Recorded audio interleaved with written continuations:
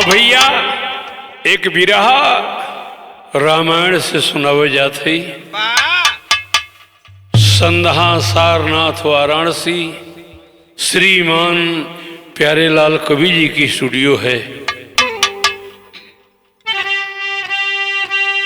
लखन सर चाप किए संहार,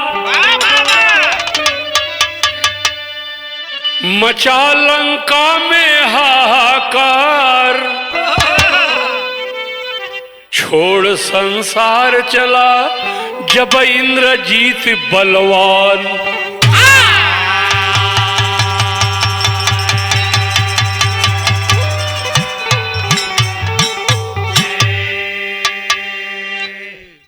क्या साथी क्या बताऊं, मेघनाथ की मौत हुई लड़ाई में लक्ष्मण जी के द्वारा। रामायण से प्रमाण मिलता है कि मेघनाथ की भुजा उनके आंगन में सिलोचना के पास गिरी है और भुजा लिखत का हो, भुजा ज्वान की अधीर लिखे सारी तहरीर।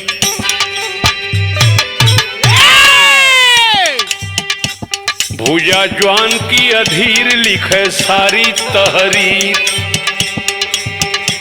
प्यारी बाके रणधीर दो जुझार जो किया, उतला के बजरंग अंग अंग में उमंग, आए सुरुमा मतंग सिंधु पार जोगिया, अन्न निदय और नार साल 14 विसार, लूटे प्यार तेरा लखन कुमार जोगिया, तेरे प्रीतम का शीश भुजोए लिखा था कहाँ सिलोचन के अंगना में, तेरे प्रीतम का शीश जहां प्यारे जगदीश, बने संतरी कपीस गदाधार जोगिया,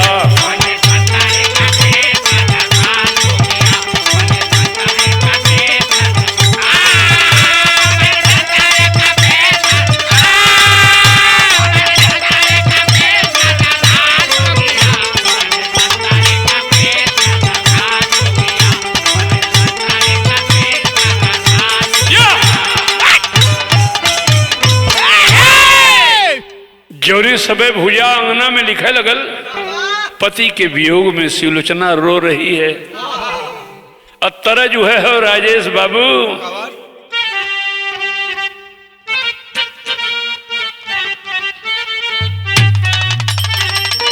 बहुत खूब।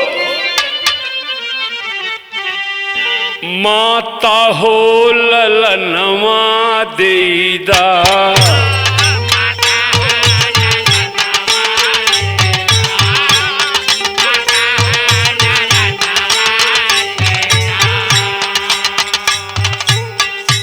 बहिनी हो बिरनवा देदा,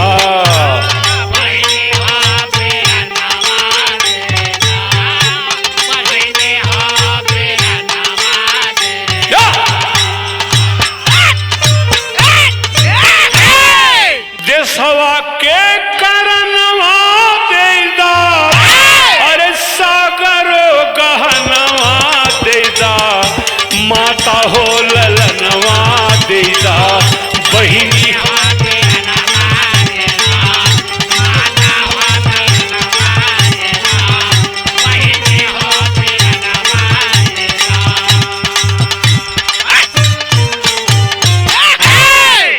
मेघनाथ की मौत हो चुकी है, अंगना में सिलोचन रो रही है, छोड़ के हम जोलिया राजा,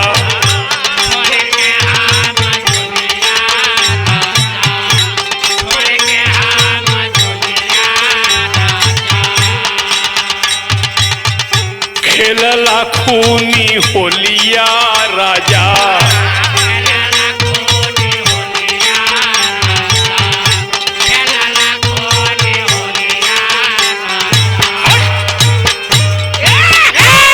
हमके बनवला का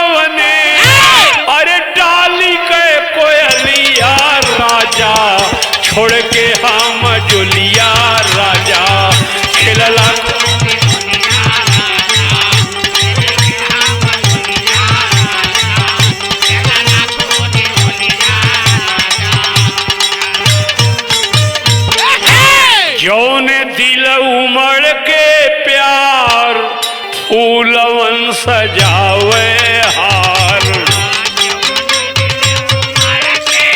बहुत अच्छा।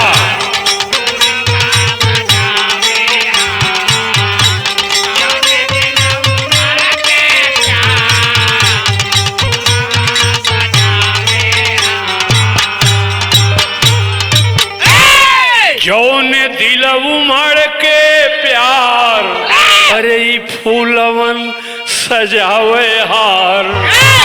कैसे आजा सही है यही अब, अरे बजारवा का गोलिया राजा, छोड़ के हम चुलिया राजा खिलला।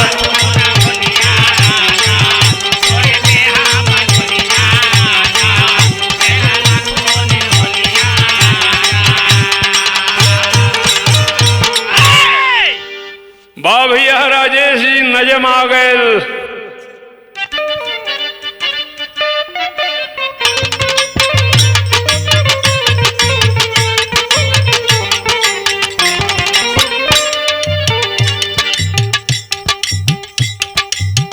भूया को धिक्कार रही है।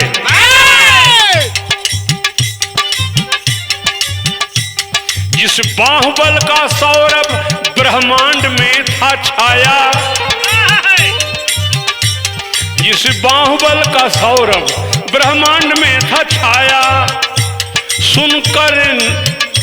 सुनकर के नाम जिसका था आसमां थर्राया। घेरा है ना।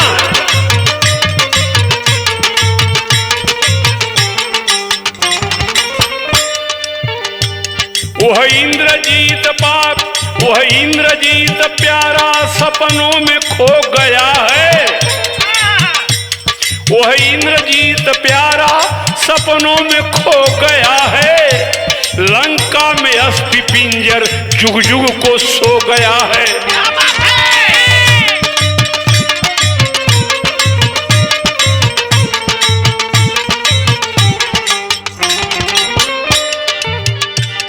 बनबावरी सिलोचन नैनों में नीर भर के,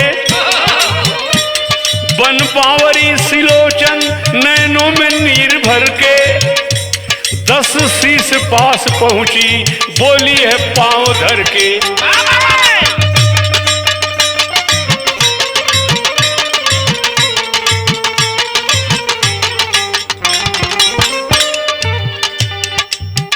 अब सिलोचन रावण के पास पहुंचती है, जाके बता रही है, हे तात दिल के अरमा विधि बाम आज तोड़ा। हे तात दिल के अरमा विधि बाम आज तोड़ा, करके अनाथ मुझको स्वामी ने साथ छोड़ा।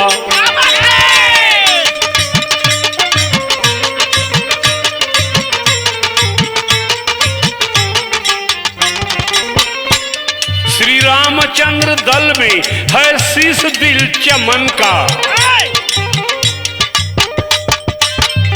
हमारे पति की शीश प्रभु राम के दल में है।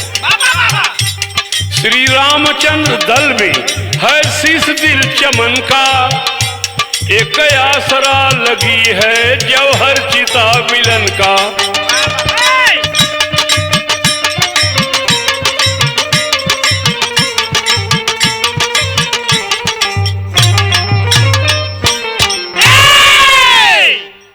अपने ससुर रावण से रो रो बता रही है कि पति का शीश रामादल में है, एक काम करवा दे। प्राण के आधारे नाथ चीतवा सजैबे साथ।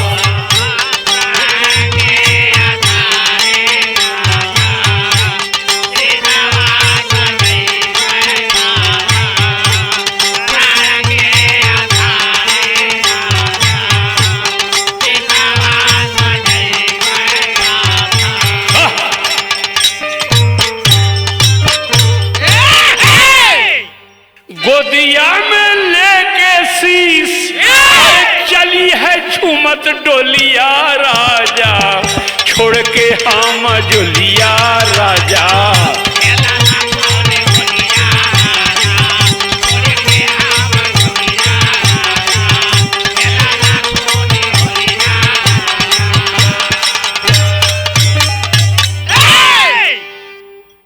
बस यही इच्छा, पति का शीश मिल जाए, उनके साथ मैं सती हो जाऊंगी चिता लगा के। पर्दा पूरा बढ़ी राजेश बाबू।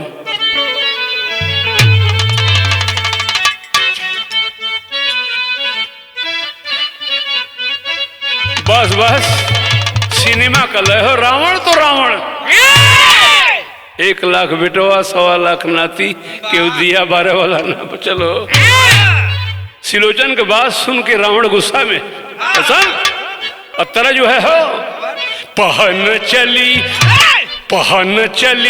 3 रंग की चोली।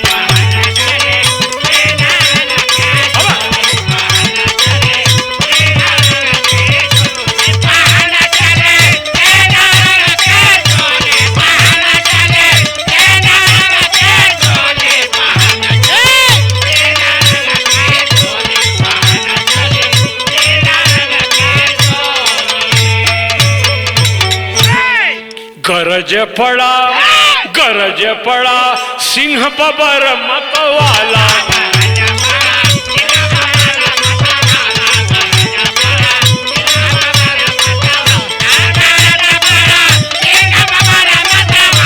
बहुत अच्छा।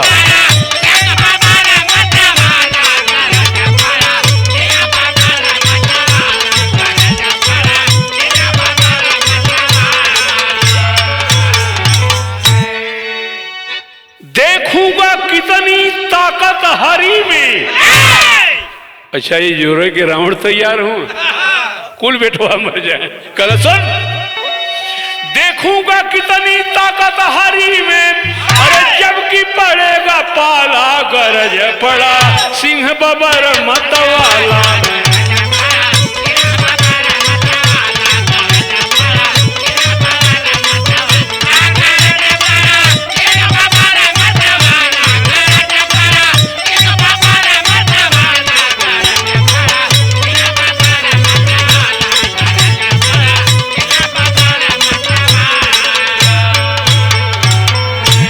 कैसे समर में लखन वो अड़ेगा, 20 भुजाओं से सर जब चलेगा।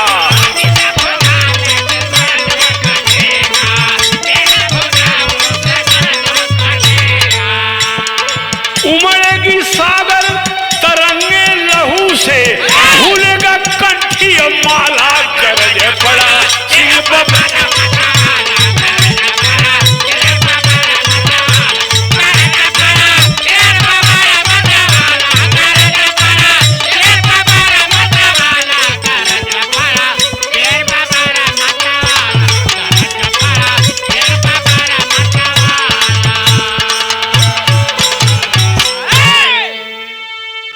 अब मंदोदर समझा रही है, मसनवा बनी है लंका नगरी, नाहक सीता के घर ले अइला सजनवा।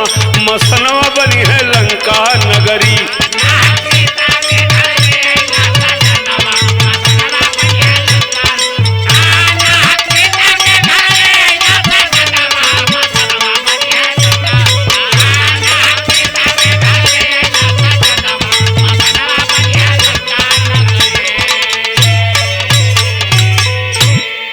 मंदोदर बहुत ऊंची बात बता रही है, मान जाइए स्वामी। लेकर टक्कर राम लखन से लंका नगर कियो पामाल, और लाखों मांग हो गई धूल, अब से छोड़ा सीता का ख्याल। और लगी चालना एक हरी से जानल हो जुगर का हाल। भैया लगी चालना एक हरी से जानल हो जुगर के हाल। ले घमंड 10 शीस दहाड़ा, ले घमंड 10 शीस दहाड़ा, राम लखन का आया काल।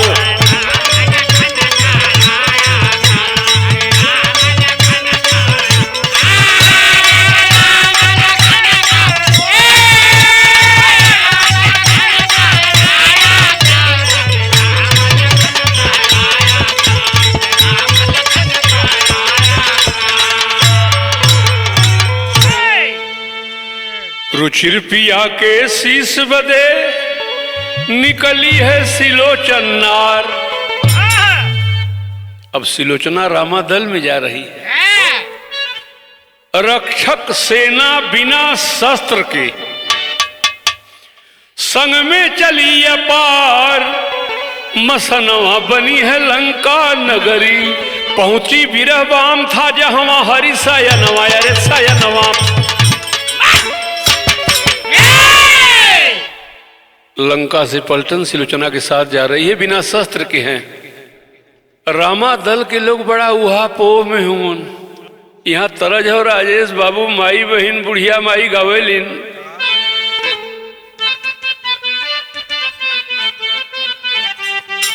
हाय हाय हाय भिनसहरा के बुढ़िया माई लोग गई हैं। बजे बड़े भोर हो बेरी जवई में मुरली।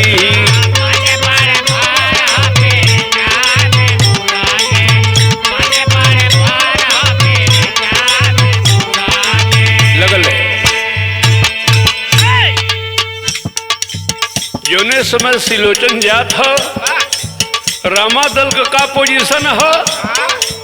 मचा हाहाकार हो जुझार कपि शयन में।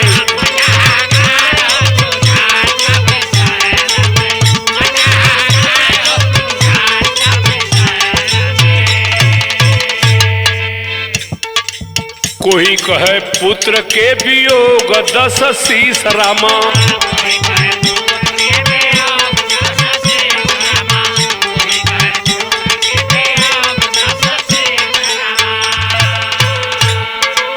माता जानकी को लौटाया पदकार हो। जुझार कपि शयन में मचा हाहाकार हो जुझार कपि।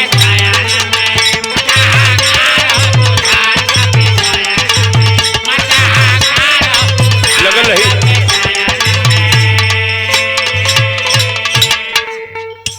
रामादल के बहादुर परता लगा रहे हैं कि मेघनाथ मारा गया। लड़के के वियोग में रावण थक गया, सीता को वापस करने आ रहा है। इधर तो सिलोचना जा रही है, लेकिन हे भैया हनुमान जी का कहलन।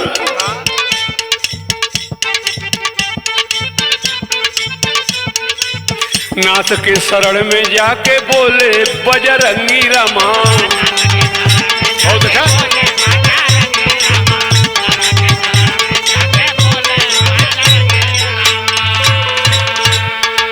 आवत एक टोली झालर मोतियन ओहार हो जुझार कपि शयन में मचा हाहाकार।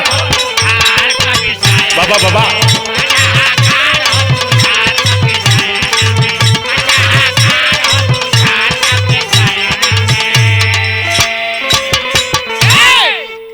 बजरंगबली कहते हैं नहीं प्रभु, माता सीता को लौटाने कोई नहीं आ रहा है। वहां ये पहुंचती है सिलोचन, प्रभु राम से बता रही है मैं जुझार पति इंद्रजीत की सती सिलोचन नाम। मिटा दिए सिंदूर विधाता भई जीवन की शाम।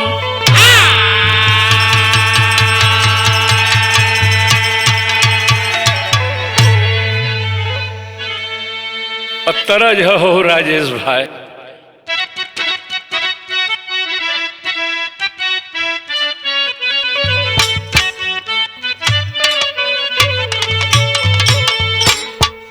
छल कल गगारिया मोर नीरा मोहिया। छल कल गगारिया वो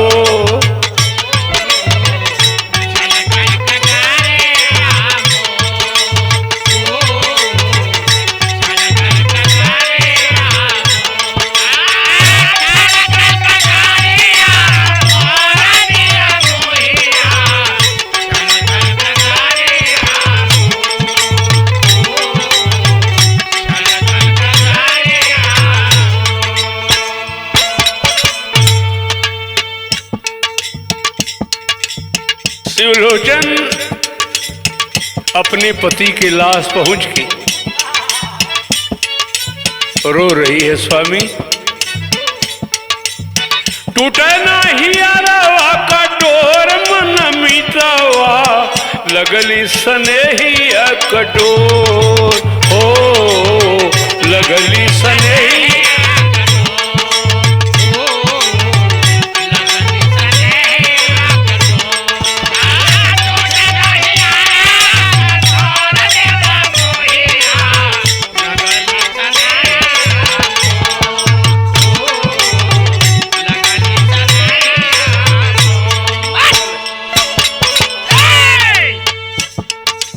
जौने हाथ डलला राजा मांगी में से नूरावा, देहला सबूरावा ककोर। वही हाथे अबला के अधजल में लजिया,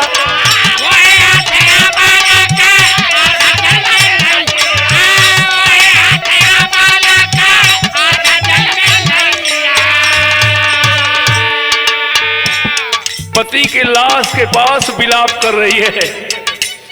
दिगे नहीं सतावा का डोर मन मिटावा, लगली स्नेहिया कटोर।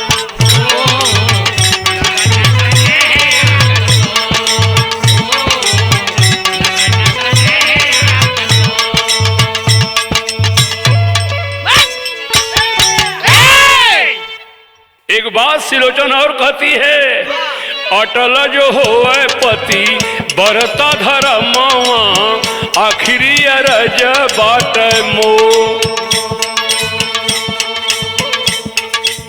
एक बार कहे ना बोल दे हुआ, तड़प के बोला सीसी आधे समनवा,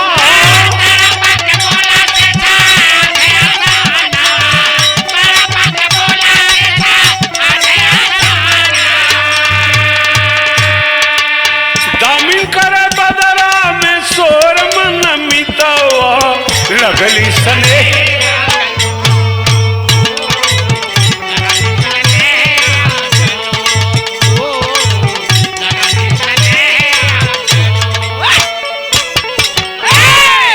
विशाल गर्जना मेघनाथ का शीश किया। रामा दल को लोग तमाशा देखत हूँ, कटल मोड़ी बोलत था। वही टाइम सिलोचन धिकारा था, पर्दा पूरा बढ़ी राजेश बाबू।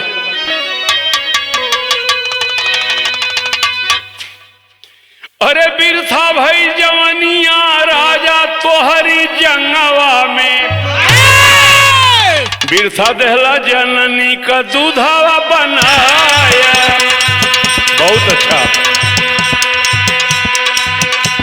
ये बिरथा से रुरवाया जब बिहरे मंगिया में, लूटत बाटा सत्य पिया सुध बिसराया। और कहू दिन डंकवा बजा के रनवा में, और देहला इंद्रजीत के पताका लहरा। और कोई नहीं जोड़वा मिलल धरती, और भुजवा के बल देहला ताकत जमा। पड़ल आज कमवा वियोगी जोगियन से,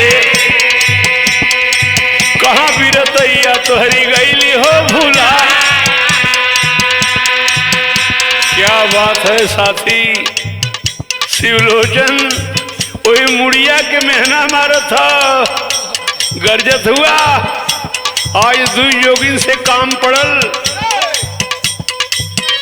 आजा कमवा वियोगी जोगियन, कहवा बिरतैया तोहरी गईली हो भूला। और बन के कयरवा कटौला गरदनवा, अबला का सत्य देहला माटी में मिला। एक महीना बहुत बरियार मार दिलस।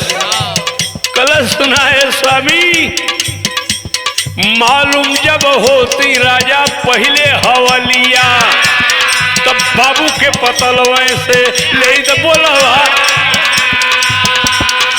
लग जाता जोरवा का था लक्ष्मण, इतने में सिसवा हंसल बाठा।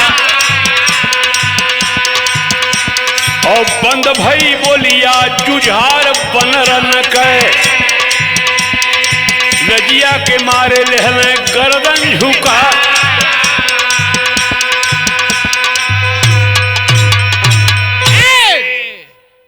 धन धन सिलोचन बलिहारी सतवा के, करुणायन रोय असुआ बहाए।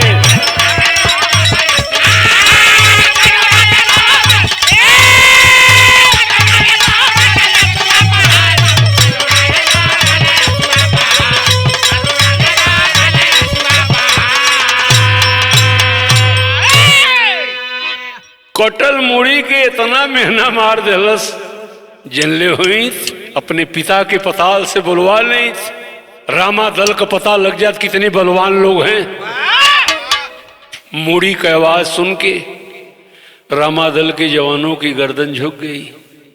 प्रभु राम झरझर झरझर रो रहे हैं। इतनी भी सतवंती है सिलोचन तू, आज कटा शीश बोल रहा। शीशवा जनत हुआ का कहलस, अरे आके गढ़ लंका में तो हरी मारल मतिया, अब बोला नाहर गरदनवा सती से बतिया।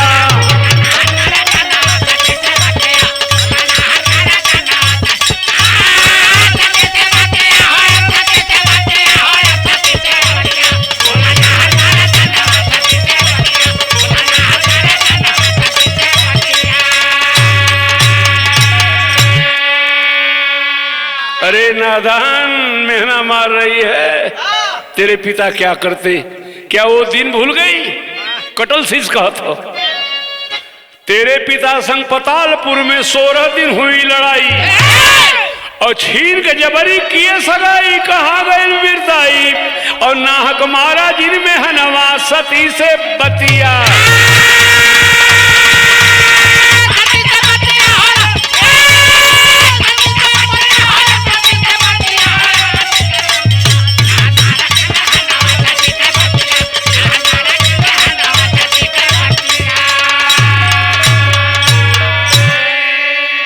मेघनाथ का लेके शीश लंका में सिलोचन आई, सिया चरण की लेके धुन, अरे उस सद का चिता सजाई, भाई ने स्वर्ग में मिलनवा सती से बतिया।